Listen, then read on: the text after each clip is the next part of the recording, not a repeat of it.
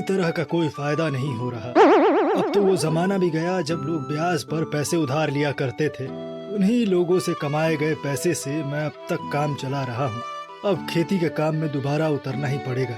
पूरे गांव में गोपी अकेला है जो बैंगन की खेती करता है, और मुनाफा कमा के देखो कितना बड़ा घर बना लिया उसने।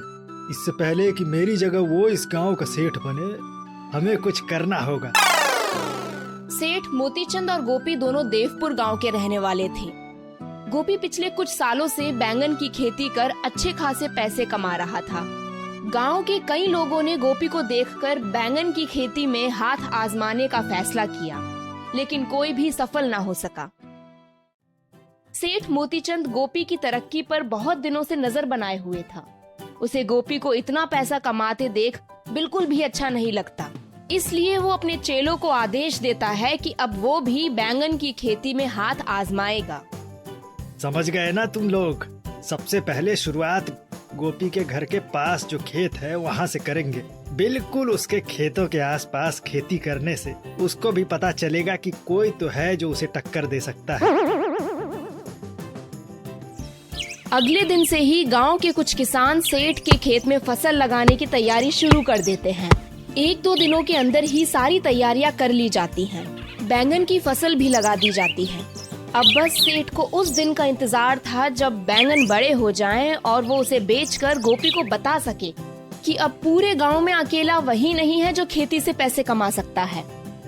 मालिक, अगर फसल अच्छी नहीं हुई तो गोपी तो फिर जीत जाएगा और हम हार जाएंगे। सब कुछ अब फसल के ऊपर ही निर्भर करता है। मनहूस, थोड़ा शुभ शुभ बोल। वैसे ही मैं इतने नुकसान में चल रहा हूँ, ऊपर से तू ऐसी बातें कर रहा है। अगर हमारा फसल खराब हुआ तो और भी उपाय हैं। बहुत से ऐसे तरीके होते हैं जिससे दूसरे के फसल को खराब किया जा सके। कुछ महीनों में बैंगन बाजार में बेचने लायक हो जाते हैं। सेठ मोतीचंद अपने चेलों को कुछ बैंगन तोड़ बाजार में बेचने के लिए बोल देता है। शुरू के कुछ दिनों में सेठ के सब्जियों की खूब बिक्री होती है, जिससे खुश होते हुए वो कहता है, सब्जी की बिक्री तो काफी हो रही है। जैसी उम्मीद थी सब वैसा ही हो रहा है। लेकिन ये गोपी के ऊपर तो कोई असर ही नहीं हुआ। उसे तो कोई फर्क ही नहीं पड़ता कि मैंने उसके ग्राहक मार लिए। सेठ, तभी तो वो इतनी तरक्की कर रहा है। उसे किसी के फायदे या नुकसान से कोई मतलब नहीं। वो तो सिर्फ अपना कर्म करता जा रहा है। जो मुनाफा या नुकसान हो वो तो ऊपर वाले की मर्जी मान कर वो खुश रहता है। चुप, तुझे बड़ा पता है उसके बारे में। जा उसी के साथ काम कर ले। फिर मेरे यहाँ से चला जाएगा तो मेरे कुछ पैसे तो बचेंगे। जब देखो उसकी तारीफ। सेठ, मैं तो सिर्फ आपको बता रहा था। फर्क तो पड़ेगा। अच्छे अच्छे मेरे सामने पानी मांगते हैं। ये गोपी किस खेत की मूली है। एक काम करो तुम दोनों, उसके बैंगन में सुई से मिलावटी रसायन डाल दो, जिससे उसकी सब्जी अंदर ही अंदर सड़ जाए। कुछ ही दिनों में जब पूरे गांव में ये बात फैल जाएगी कि गोपी अब घटिया किस्म के बैंगन बेचने लगा है, तो कौन उससे सब्जियां खरीदेगा। जब लोग उसके बैंगन खरीदना बंद करेंगे तो किसे सबसे ज्यादा फायदा होगा? हाँ? अरे बोलो नालायकों। मालिक, आपको मान गया, आपके दिमाग की बात ही कुछ और है। क्या उपाय निकाला है आपने?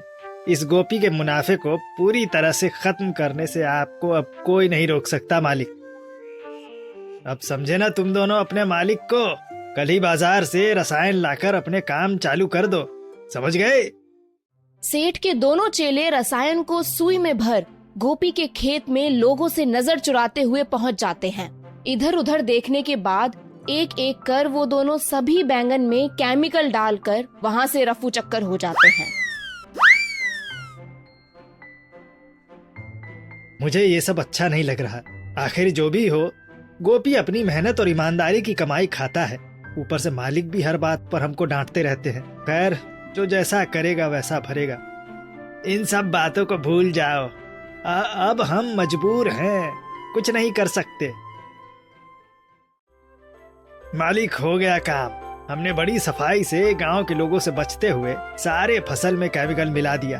अब 5 दिनों के अंदर अंदर उसके सारे बैंगन सड़ जाएंगे और ग्राहकों के पास एक ही सहारा बचेंगे, आपकी कमाई तो छप्पड़ फाड़ होने वाली है मालिक।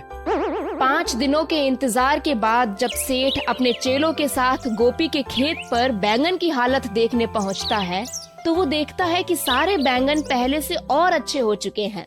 अब गोपी के खेत में पहले से कई ज्यादा बैंगन भी थे। ये सब देखकर मोतीचंद गुस्से में अपने चेलों से बोलता है, अरे गवारों, तुम दोनों ने किसी और केमिकल का इस्तेमाल तो नहीं कर दिया? फसल खराब करने की जगह उसे सही करने वाला केमिकल लगा दिया तुम दोनों ने। तुम्हारे चक्कर में गोपी का तो फायदा ही हो गया। जितने ज्यादा बैंगन उतने ग्राहक, और जितने ज्यादा ग्राहक उसके पास उतने कम मेरे पास। मैं ये सब बर्दाश्त नहीं कर सकता। तुम लोगों से ये काम करवाना ही बेकार था। अब तुम दोनों के भरोसे मुझे नहीं चलना।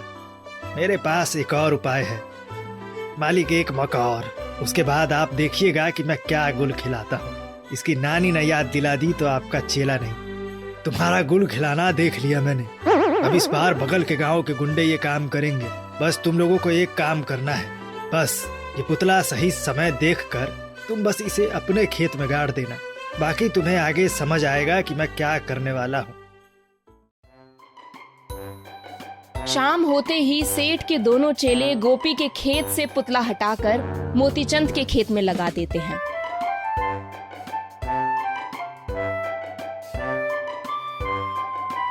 अगले दिन सेठ बगल के गांव के गुंडों को बुलाकर उन्हें गोपी के पूरे खेत को नष्ट करने का आदेश देता है। वो उन्हें सीधा संदेश देता है कि पूरे खेत के बैंगन को बर्बाद कर देना है। तुम लोग अच्छे से समझ गए ना? अब एक बात का ध्यान रखो, मेरा और गोपी का खेत बिल्कुल एक दूसरे के अगल बगल में है। मेरे खेत में नकली इंसानी पुतला लगा होगा, तुम उससे मेरे खेत की पहचान कर सकते हो। ठीक है, आप बस पैसे तैयार रखिए, बाकी तो हमारे लिए बाएं हाथ का खेल है। गांव का एक आदमी गोपी के खेत के आगे से गुजर रहा था। तब उसने देखा कि इंसानी पुतला मोतीचंद के खेत में गिरा हुआ था। वो किसी जानवर की करतूत समझ पुतला वापस गोपी के खेत में लगा देता है। कुछ ही देर में शाम होते ही दोनों गुंडे सेठ के कहे अनुसार पुतले वाले खेत के बगल वाले खेत से सारा बैंगन नष्ट करके वहां से फरार हो जाते हैं। अब कल सुबह सेठ के यहाँ से अपना पैसा ले लेंगे। अगली सुबह सेठ खुशी खुशी बिना कुछ जाने गोपी के साथ हुए हादसे को देखने निकल पड़ता है। दोनों चेले भी मोतीचंद के साथ ही खेत तक पहुँचते हैं। जैसे ही वो तीनों गोपी के खेत को सही सलामत और सेठ के खेत को बुरी हालत में देखते हैं तो हैरान रह जाते हैं। ये क्या हुआ? मेरी सारी फसल बर्बाद हो गई। इस पुतले को किसने यहाँ से हटाया था? मैं बर्बाद हो गया। दूसरों का बुरा करने निकला था, अपने साथ ही बुरा कर बैठा। हे भगवान, इन दोनों कमीनों को मैं जिंदा नहीं छोड़ूंगा। देखा, मैंने क्या कहा था?